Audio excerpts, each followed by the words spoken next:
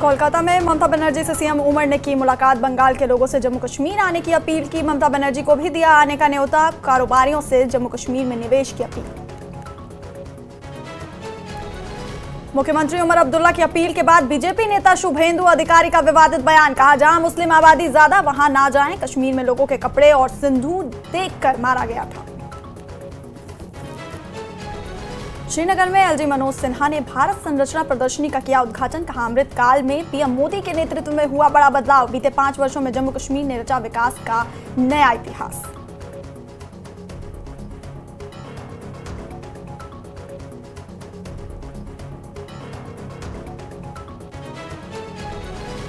पुंछ में आतंकी ठिकाने का भांडाफोड़। 2 पिस्तौल, 2 मैगजीन, 24 राउंड गोलियां बरामद। इलाके में तलाशी अभियान जारी।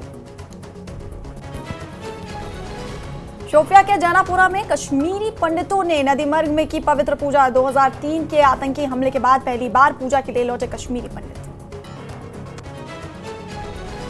आज से सावन के पवित्र महीने की शुरुआत। शिव मंदिरों में जलाभिषेक के लिए श्रद्धालुओं की भारी भीड़। कांवड़ यात्रा की भी हुई शुरुआत।